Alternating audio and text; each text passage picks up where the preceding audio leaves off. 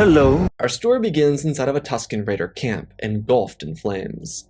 Anakin Skywalker stood among the wreckage of a camp. Surrounding him were the burning homes and dead raiders. Their entire village was slaughtered, and in his hand he held his lightsaber, his fist still gripped around the blade as if he were preparing for his first strike. Anakin moved from the wreckage of the camp as his cape dragged across the ground. He looked at the dead bodies of men, women, and children. His eyes moved around, looking to make sure that every individual within this camp was killed. He turned his head and looked to his mother, who lay lifelessly in the ash of a fallen hut. He picked her up and used the wreckage of the camp around him to put together a small pedestal. Before he started his rampage, he thought he heard Qui-Gon's voice. Skywalker chalked it up to his imagination, but it was real. Hearing this voice made him remember the death of his first instructor, and he decided that to commemorate the death of his mother, he'd burn her so that she may become one with the sands of Tatooine. She didn't deserve to be buried with that wretched Lars family. Skywalker hated them just as he did the Tuskens. Maybe he was going too hard and too far at the moment, but right now, he couldn't really stand the thought of those people. They just let his mother get abducted by these ruthless scavengers. The smell of smoke was impossible to deal with. Anakin grabbed a makeshift torch, used of hut remnants, and bundled it up with garments. He dipped the cloth into fire and waited for it to catch. When it did, he brought it over to where his mother was laid. He lit the pedestal and stood silently, watching his mother become engulfed in the flames, just as Qui-Gon was 10 years before. As the fire consumed his mother, his rage remained permanent, and his motives were sealed into his mind. He couldn't rest until every single Tusken Raider was ripped from this planet. Part of him was still in the need for revenge. The other half of him was a self-vindicating desire, something to make him feel as if any of his actions were at all right. He told himself that in killing each of these animals, he was saving another family from burying a loved one. To him, he could live with the emotional burden of slaughtering these people. This was because, as his mother continued to burn in front of him, he hadn't come down from his rage. To Anakin, this feeling wouldn't ever disappear, and while there was a desire to go back to Padme, he believed she'd be safe with the Lars for the time being, considering he was killing all the Tusken Raiders on the planet. The worst things she would have to worry about were the criminals, pirates, or members of the Hut Syndicate going after the Lars family, and being that they acted like they had good hearts, Skywalker couldn't imagine the Hutts having any issue with their measly existence. The hour that passed by was the slowest of his life, and when it was done, he returned to his speeder and prepared for what would become a hunt. The Tusken Raiders had done horrendous things, and this, for him, was chief among them. He would litter the sands of Tatooine with their bodies, and he would make the weeping families of the planet have a sense of triumph or victory. Skywalker blasted off and away from the camp. He thought it would take days of tracking until he found the next Tusken Raider party, but it only took him a couple hours. The camp he just destroyed wasn't fully protected because a good number of the hunters and warriors were out on the hunt, collecting and scavenging as these animals like to do. Skywalker didn't even give them a chance. He sped forward as they shot at him, and he ignited his lightsaber. As he closed in, he launched off the speeder as it exploded under him and landed in the crowd. He cut them down and slid his lightsaber through each of the attackers, before taking their banthas, supplies, and anything else he might need on the hunt. This little run-in was all the extra motivation to continue his journey for the Tusken Raiders. While he couldn't communicate with Padme, Yoda was feeling this terrible pain from Anakin a galaxy away. He wanted to help, but couldn't. The Jedi were needed. The Clone Wars were beginning, and with news from Padme that Obi Wan was on Geonosis, Master Yoda needed to prepare for war that he didn't want to partake in. Padme didn't want to leave Anakin behind, but he wasn't returning, so in a gesture to make sure he knew that she was still waiting for him, she left R2 behind. She was going to try and save Obi Wan from the Separatists on Geonosis herself. Due to Anakin not being present during the meeting, she gave the council members an excuse, saying that he wasn't feeling well and couldn't make the call. But he was still watching over her. It wasn't the best excuse she could come up with, but it was good enough for the time being. She'd obviously have to explain things when she came into physical contact with the Jedi again. Across the seas of Tatooine, Anakin was wearing his hood over his head. It was incredibly hot out. The twin suns of the planet were beating down on his body. Luckily, Jedi robes were made to cool or insulate, so he could be safe from the heat of the planet. Anakin continued searching for the Tusken Raiders. He believed that he could go back to the Lars homestead and be with Padme once this was over. Skywalker's journey on the planet would continue for a couple days. During these days, Anakin would wipe out another tribe, while outside the Twin Suns, the galaxy shifted into war. Despite Anakin not being present, the Battle of Geonosis would commence. The Jedi would be thrusted into the Clone War, and Padme would be forced to return to the Senate, though she was very quick to inform the Jedi Council that Anakin was still on Tatooine, suggesting that he went out to find his mother and never came back. Obi-Wan and Saesee Tiin were sent out to find young Skywalker and bring him home. Their hope was that he was alright, and was just set off course, but Yoda had greater fears concerning Skywalker that he didn't vocally address with Padme present. He did tell the Council, which included Saesee Tiin before he left, that Skywalker was likely in a dark place. There was a wave of darkness emanating from him, and he was surrounded in deep pain. What Yoda didn't realize is Anakin was acting as a Sith would. He was using the Force as a pull and as a means to hold himself up. When he found the Tuskens, he eradicated them. He sliced them up and left no survivors. He didn't even give them the courtesy of a proper burial. While the tribes of Tatooine weren't overly friendly with each other, they did communicate, and rumors started to make the rounds with them. It was clear to the Tuskens that they were being hunted by an evil creature, one that moved with fury and left no survivors. Due to 2 Jedi being sent to find Anakin, he would have to act fast as to not get caught, though he had no clue the Jedi were coming for him. Saesee and Obi-Wan went to the Lars homestead and then followed the trail. They used speeders to make their way to the first camp, which was now 2 weeks old. The smell could choke a rancor. The looks were horrendous, and the ash radiated with darkness. Saesee and Obi-Wan conducted their investigation of the camp and would continue from there. Despite Anakin using banthas, the tribes of Tatooine were preparing to mount up a counter-assault. They were going to gather the remaining tribes to fight Anakin, the evil creature with blue light in his hands. They would kill him and use him to solidify an alliance between their tribes. It'd be a chance to unite under one goal and finally perhaps even progress in their civilization's evolution. Anakin had no clue this was happening, but he could sense the presence of other Jedi here, so he made sure he hid himself from outsiders and grabbed a spot in a rock formation. From his view, he could see a gathering of individuals. Skywalker could also see one of the smaller spaceports nearby. It wasn't Mos Espa or Mos Eisley, rather a smaller outskirts town like Mos Pelgo. He could probably get another speeder from there. Anakin looked back down to the camp that was continuously growing. He had since gotten a pair of binoculars and he was using them to look at the camp. He could feel his blood pressure shoot up as he looked down at all the individuals inside of that camp.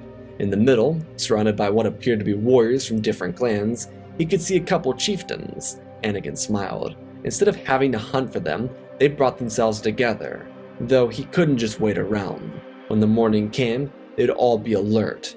Due to the Tuskens fearing for the lives of their young, everyone was with them. All the men, women, and children gathered into one location.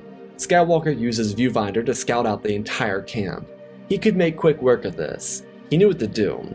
When things started to die down inside the camp, he got to work. Using the guts of some of the banthas he stole earlier, he created a trail around the outer edge of the camp. The scouts wouldn't be able to see it, and they wouldn't be looking at the ground as it was, so he shouldn't have to worry about being seen. After about an hour of laying these around, he took a torch and laid it against the bantha hide, and watched it electrify into a massive blaze, one that surrounded the entire camp. They were now trapped. Like a demon, Skywalker walked through the fire and cut down the Tusken Raiders. They cried out in terror as their fight with Anakin began. Across the planet, Obi-Wan and Saesee were awoken from their sleep. They could feel the sudden change in the Force, and they ran back to their speeders. If they didn't get to the Tuskens soon, they'd go extinct. Skywalker was on a rampage. Due to having wiped out numerous tribes by this point, he had a general idea of how to handle these people. He burned their buildings while using his lightsaber to kill whoever approached him. The people watched a blue light dance amongst the seas of flames until the blue transformed into an orange and yellow haze, matching the tones in the fire itself. Anakin made his way to the chieftains' tents and smashed through them, gutting each of them individually and then watching their warriors rally for an assault on Skywalker. He used the Force and whatever he could to make himself appear more terrifying, which did include creating a Force storm. It wasn't as powerful as one created by the Sith, but it was a variation, one that kicked up sand and dust while also spewing fire, ash, and smoke into the Tuskens' faces. They were defenseless against Skywalker, and when it was done, when every last Tusken Raider on the planet of Tatooine was dead, he sauntered his way over to the closed town. When he arrived, he was called a hero and gifted a speeder, which was all he asked for. Anakin felt a sense of completion. In his vindication of self, He believed he freed the planet of Tatooine. He didn't even realize how long he had been gone for, so he took the speeder given to him and transported himself across the seas of Tatooine. Due to it being at night and the distance from the camp, the Jedi were able to return to the Lars homestead before Skywalker. They took their Jedi shuttle and lifted off into the air and vanished into the sky, looking for any trace of Anakin. When Skywalker got within the range of the Lars homestead, he saw that Padme left. His heart broke. He thought he was protecting the people of Tatooine, and now she was gone. What he couldn't see from where he was the fact that she left R2 behind for him, so he assumed that she didn't actually care for him, and that their short stint was meaningless. Due to not seeing her since leaving, he chalked this all up to a failed relationship. He bowed his head and looked away, as the twin sun started to crawl up the horizon. Anakin needed to go, but as he turned himself to go to his speeder, he wondered, where would he go? His gut reaction was to go back to Coruscant and return to the mundane life of a Jedi, but that now felt beneath him. He could strive for so much more. He could be a hero if he wanted. If he returned to the Jedi Order, nothing would change. All he would be was a shadow of himself. Despite his actions not aligning with the Jedi Code, what he could do could be remarkable for the people of the galaxy. Again, in his mind, this was a way to excuse what he was doing. Sure, the Tuskens were bad, but they were a part of the natural order. However, pirates, criminals, and especially the crime syndicates were not a part of such natural orders. They were unnatural, which meant, even though it didn't matter, Anakin could freely take them out if he wanted. The Tuskens were just the beginning. He did acknowledge the flickering between his Kyber crystal, but he forgave it, seeing it as a necessary change to the status quo. But with Padme gone, he decided to take the speeder and all of the supplies back to the closest spaceport and use the trade-in credits to get himself a small starship, something that could aid him in his quest to make the galaxy a better place. Instead of serving a makeshift and self-righteous justice, he would make his own. He could be so much more than a Jedi. He could be what people looked to, and while taking on the Hutts and other criminal empires was certainly an impossible task, he believed he could help the forgotten people of the Outer Rim. Who knows, maybe people would join his cause. But all he knew is that if people like Padme would forget him, then he might as well make a point to make a difference with his own name, without them or the Jedi. The sad part is, with Obi Wan and Saesee searching for him and Padme worried sick, he was genuinely cared about, but he was seeing things at the wrong time and misinterpreting different scenarios. So as the Jedi found the wreckage of the last of the Tusken Raiders, Anakin was trading in for his own spacecraft. All they could get his hands on was a D5 Mantis patrol craft. It was really old, but most of its parts were replaced within the last century. This for Anakin was a goldmine. It was a classic, but it was also something that could be heavily modified, depending on the mechanical skills of the owner. So for Anakin, this was the perfect vessel for him to have. Skywalker walked into it and looked around, getting a feel for what he was working with, and then he took a small tablet from the inside of the ship and dusted it off. He plugged it in and then prepared to leave. Luckily, due to how inactive the shop was, the owner didn't care if Anakin hung around for a little, so it gave Anakin time to look at his ship, see what worked and what didn't, and also get his mindset together. He didn't see anything wrong with his treatment of the Tusken Raiders, and he was perfectly content with their execution. Anakin's mind then turned to something else. If he could leave the Order and do good by the people of Tatooine, perhaps he could do that on a more galactic scale. He did think about this before, and now it just seemed like the natural course of action. With Padme having abandoned him, and the Jedi seemingly forgetting about his existence, he could start his own path, the one of being a vigilante. At least he could bring justice to those without protection, but where to start? This would be a challenging task for him. As he got everything situated for himself, he prepared to move out and fly to one of the larger spaceports on the planet. He then stopped. The tablet turned on, and he decided he would write down his goals. Without goals, he might never get what he wanted down. Skywalker thought about things he hated most in the galaxy: the Hutts, slavery, pirates, and the other criminal syndicates. He knew he couldn't take down the syndicates alone, but with this apparent clone war taking rise in the galaxy, perhaps he could do something. Anakin took the ship and left from the small shop, before making his way to Mos Espa, his former hometown. As a vigilante, and not abiding by the rules of the Jedi Order, he could begin to make his mark. Though he believed it was important for him to obtain a blaster, he didn't want anyone calling the Jedi Order for help, not that the Order would respond as it was. In his mind, he could use the blade as an alternative means to fighting, and instead of getting into more smuggler-like clothes, he stuck to his Jedi robes but made them a little darker. Despite him beginning his new career as a vigilante, he didn't realize how badly his disappearance hurt those that actually cared about him. Obi-Wan and Stacey reported their findings to the Council, and Obi-Wan was left confused and worried, believing that Anakin wasn't capable of such destruction. A Jedi investigator, as well as Quinlan Vos, were sent out to Tatooine to assist Kenobi and Tin with their search for Skywalker. Vos would be able to use psychometry to see if it was indeed Anakin who did these atrocious acts. Inside the city of Mos Espa, night fell and Skywalker began his first night of work. He started by simply walking around. If there were people attacking others, he'd remove their hands, as a permanent reminder to not assault people.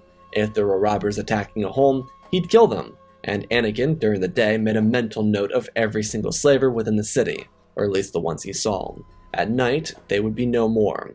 This would inevitably lead to chaos in the morning. With an individual going around at night, swiping hands, killing robbers and slavers, people were bound to talk about it. Anakin would sleep inside of his Mantis spacecraft and use the money he took from pirates to pay for his stay.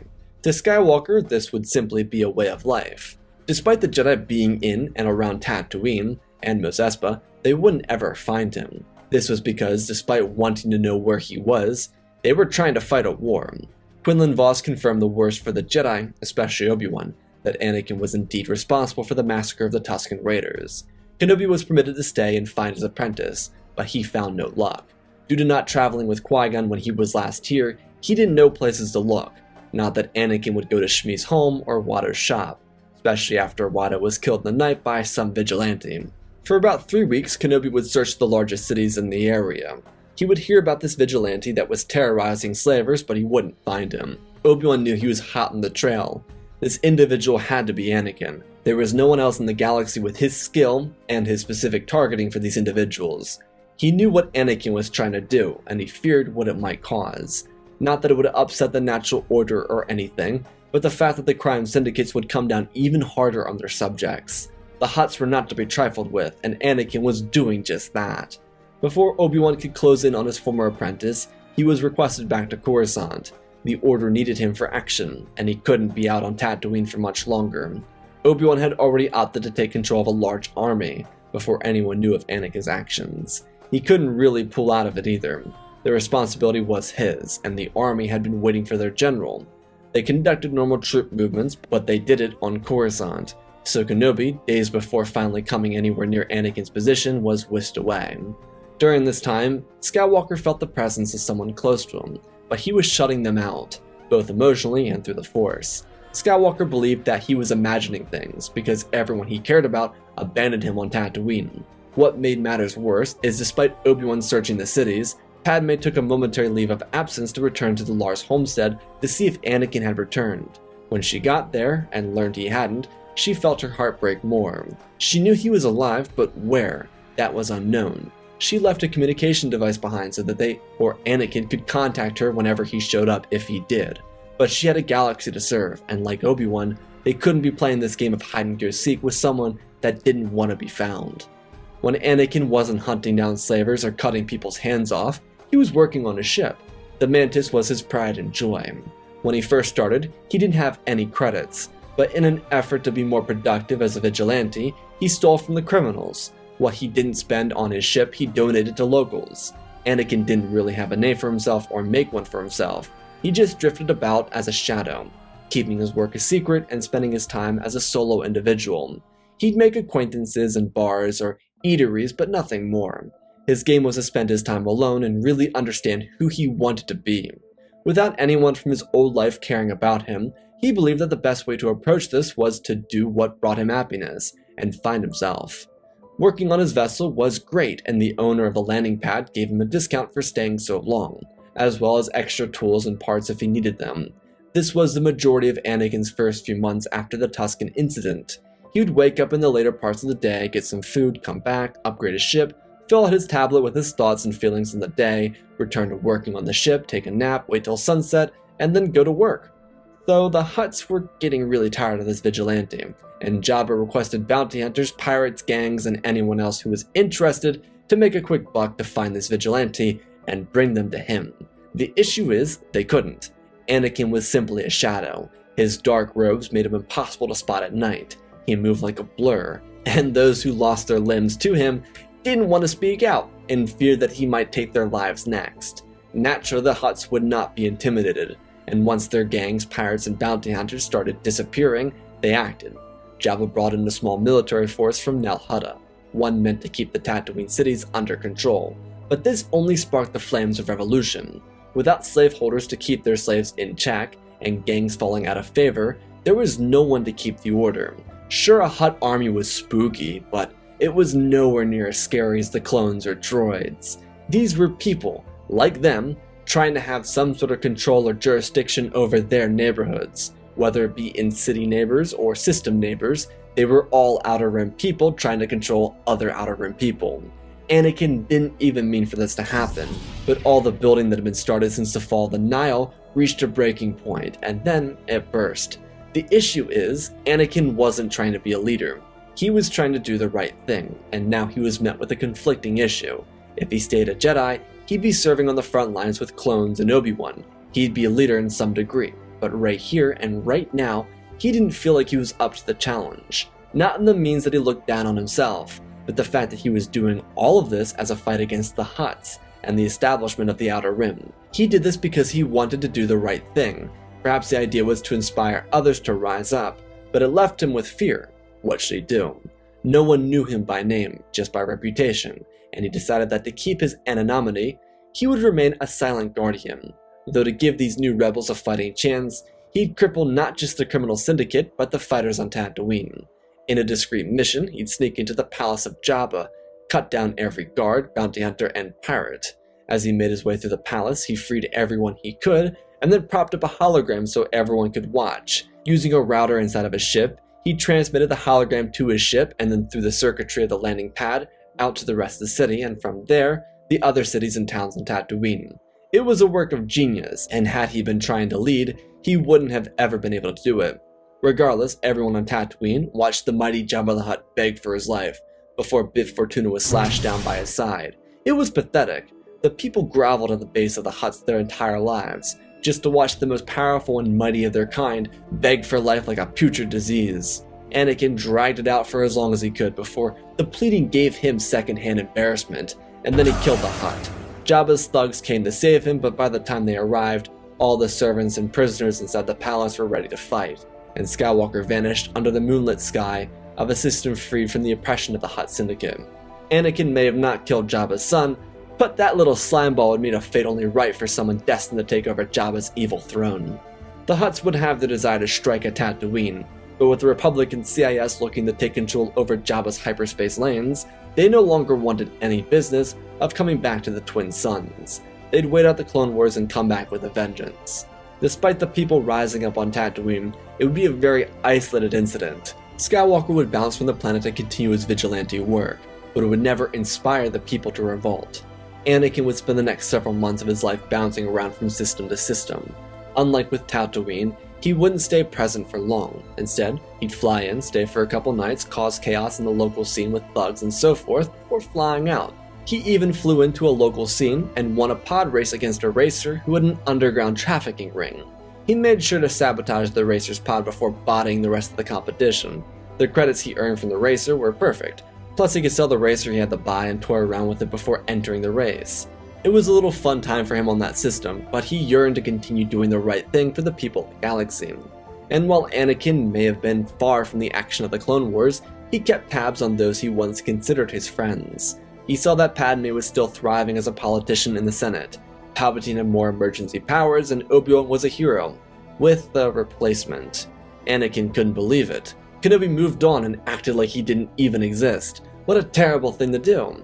The truth was quite the contrary to what Anakin thought, but Anakin, in this state of isolationism, couldn't really grasp any other truth. He kept his head low and focused on his own individual growth. Skywalker did want to go back home every so often, but it was like he couldn't. The only thing he could do was terrorize the evil of the Outer Rim, which was probably a better thing for him to do than fight a galactic war. Anakin's work was getting more recognition, and after a couple showdowns with Cad Bane, he realized that he was a top prospect of the best bounty hunters in the galaxy, though there was a remaining issue. With people willing to pay these bounty hunters, he needed to kill the people funding their bounties. Due to Cad being one of the biggest bounty hunters out here, it was clear that the highest bidder was the Hut cartel. Taking them on alone would be an impossible feat, even with his talents and skills. So he would take what he perfected since abandoning the Jedi path and go to Nal Hutta. Due to his vigilantism, no one knew his vessel, name, or look, so he could drop right into the capital for the Hutts undetected. It's what he did. And when he arrived, he realized what a disgusting mess it was. These slugs really had no grasp for the finer things in life. Skywalker, after 3 days in the system, would sneak into their abode. It was disgusting, and he used his lightsaber to sneak in. The weapon no longer held its blue color. It was a combination of yellow and orange. It was actually a really gorgeous color in Anakin's mind. He snuck through the halls. Before he came in, he wiped black ink across his eyes so that he could be hidden if need be. Skywalker moved through, blending in with the dimly lit corridors as he made his way to the center stage. He could hear the blasting club music. The Hutts were having their own little party, and he was here to disrupt it. They were watching their dancers dance. The 2 guards at the front of their chamber were lifted off the ground and choked to death. Skywalker walked forward from the shadow and ignited his weapon. The dancers were free to run, but the Hutts were slaughtered by his hand. When he finished, he freed those from inside the Hutt hideout and vanished into the night, killing those unlucky enough to come across him with the Force. Skywalker would quietly make his way back to his ship and leave in the middle of the night. The Hut Syndicate was in shambles. The continuation of the Clone Wars would see Anakin's faith in the Jedi Order reborn. While he was working off of Rhodia and bouncing to Malastare, he heard news that the Zagirian Empire was crumbling. The slavers were hit by a wave of 3 Jedi, one being Obi Wan, the other being Ahsoka, and even Peel. It wasn't enough to make him ever consider joining again, but he liked to think that his work was inspiration for their efforts. It wasn't. While the life was relatively lonely, Anakin had himself an astromech, one he fixed up. It was a C1 model that was scrapped, and he refurbished it. The droid was super loyal and like a best friend to him. Anakin did flirt around a bit, but nothing substantial ever came from these encounters. He preferred sticking to himself, because it was easier to take care of himself, as well as make sure he was learning more about who he was. This journey may have been filled with dark attributes, especially the murder of numerous individuals across the stars. But as a young man, in the journey of life, aside again from the killing, it was an expedition of growth. He learned how to love himself and forgive himself for something he wasn't responsible for. He did still hate the now dead species of the Tusken Raiders, but he saw how far he may have actually gone. As he learned on a far moon, there were hunters in a rather simple society. These individuals had themselves great birds of prey to help them with their hunting, but they obtained these birds through trial. However, when they went to gather the eggs of the birds they would raise, they'd always leave one egg behind. It was here where Anakin learned that his first extermination of the Tusken Raiders was too far. He could have left a tribe behind so that they may grow. His interactions with the people around the galaxy led him to see the best, worst, and neutral in society. There were great beings, ones with seemingly infinite knowledge, while there were others that were simply expendable. As he continued liberating different people around the galaxy, he watched it change. His work as a vigilante never brought him back to Coruscant, so he wasn't present when the Clone War came crashing down to an end. But it would be through the end of the war that he came to worry again for those he believed abandoned him. In his journey of self-love and healing, he learned to let go. Not be naive, but let go. Because not in the means to kill someone with kindness, it was to see things through every individual's lens. Perspective was different for everyone, and despite the betrayal he felt from being abandoned on Tatooine, he was curious to learn the perspective of those he loved. Palpatine won the Clone War. The Jedi were executed with Order 66. The Separatist leaders were vanquished from existence, though Palpatine's luck ran out when he was cornered by Windu Kenobi and Yoda. Obi-Wan's student, Ahsoka, was leading a collection of younglings to Ahch-To as per Yoda's request. Skywalker wasn't even trying to get involved with any of this, but he was on his way to Coruscant when all of this took place. He would arrive just moments after the surviving council members jumped to hyperspace aboard the Tantive 4. Anakin wasn't here for the excitement of the war. He was here because there was one Hutt that remained. Maba the Hutt on Nal Hutta was killed in a bombing, but one of her kind was still left alive on Coruscant. Zira was never killed because his family was exterminated long before he could capture Jabba's son, or make any real move against his family. But as a Hutt, he welcomed all the extra power he received when his family was killed. and began rebuilding their criminal empire out here on Coruscant. Skywalker was here for Zero, a hunt that he initially believed would be challenging, but it wasn't. This was entirely due to the fact that Zero wasn't recognized by most of the organization. He was a Hut, yes, and he was a part of the family, but he was a core dweller. People born in the Outer Rim did not respect that. They did when the Hutts had power in the Outer Rim, but very few individuals went to Zero once the rest of the crime family was exterminated. Anakin arrived under the cover of darkness, as he liked to do, and perched himself up on a skyscraper overlooking Zero's club. He watched vessels come and go all night, waiting for Zero to arrive. When he did, there was Jubilee, and he was brought in on a red carpet with a hookah pipe. Anakin didn't want to make a mess, because most of Zero's security were droids, and they were droids with programming to kill things. And Zero's patrons didn't care about Outer Rim stuff. He was just seen as the operator of a successful Coruscant club. After an hour of waiting, Anakin used a grapple to get across the skyline. He broke into the building through a ventilation shaft.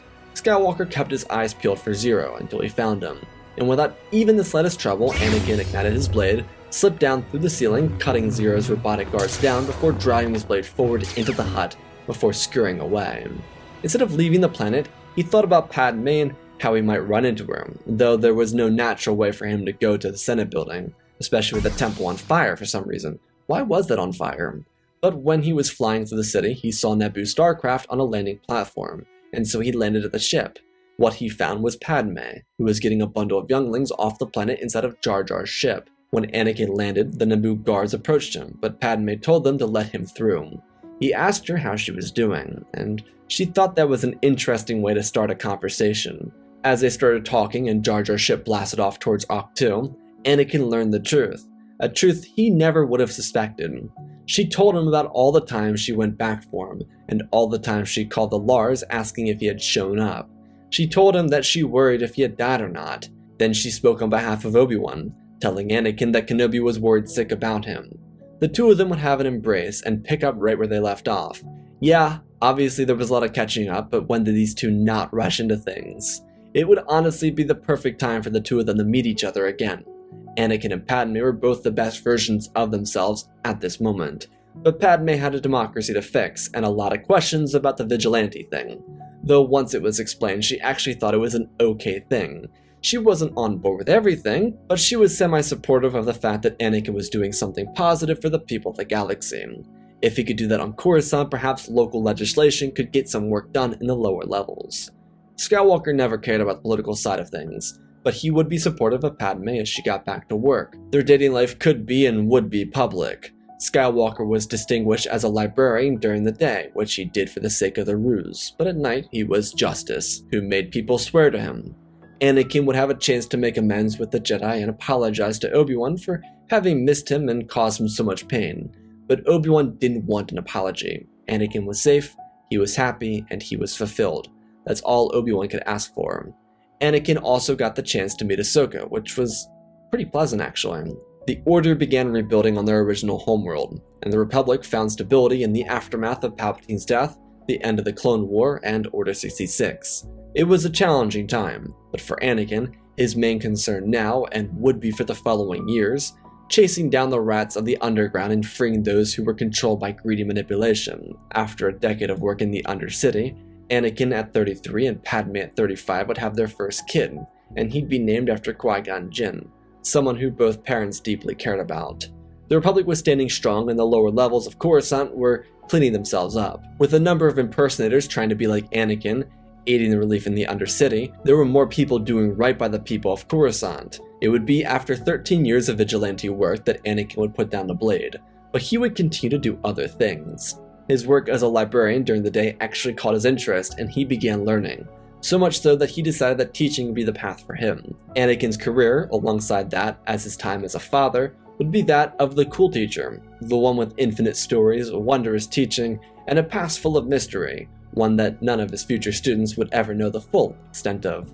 And that, my friends, is our story. Again, special thanks to all of our patrons. Again, special thanks to all of our patrons: Benjamin Wells, M, Django Fett Clone, Nick 5098, INTJ Recluse, Ben Ingram, The Big Red Pure Mark, Diamond Constant, Darth Nemesis, Lord Tibbs, CC2024, Galvin Gaming, Tristan Mandalore, Sir Realm 1767, Darth Revan, Granddaddy Ban, Laliand, Sky Guy, Penguin, Cullen Rooney, Shark Midori, RJ38, Nick, Michael Erlanger, The Last Jedi, Apollo, Weewu 670, Annika Stank Runner, CT7567, Toaster Oven, Oz of Oz, Darth Knox, The Eternal Padawan, Joshua Tem, Johnny Naguin, Sansa Skeleton, Jedi Sloth, Mr. Yeet Gamer, Lord Cali, Galaxy 66, Man Matter Studios, Anakin 003, Lord Draken, Fortress Legacy Star Wars, Airbus, Rex the Wolf, The Man with the First Names, Baron Joshua, and Lord Deadwing for supporting the channel. Smash that like button. Let's talk about this story. So, obviously, kind of Batman references, a little bit more cruel, actually a lot more cruel than Batman, which is kind of the idea. But I wanted to play with the idea of Anakin being a vigilante. The idea of him kind of leaving the Order, and not leaving the Order for a reason that seems expected. He leaves the Order because of his mom's death, which is something that he can't control. Everything around him kind of changes, and I wanted to play with this idea that you're seeing everything from Anakin's perspective. While you obviously know that Padme, Obi Wan, and the others care about him, Anakin doesn't, and I wanted that to be kind of frustrating, that you're like, why can't you just be there at the right time? And it's kind of set up for that wholesome ending where Anakin actually gets what he wants after doing something that was righteous, but also good for the galaxy, while using his Jedi traits to do something not like a Jedi would do. So anyways, I hope you all enjoyed. I love you all, spread the love, and always remember, my friends, may the Force be with you.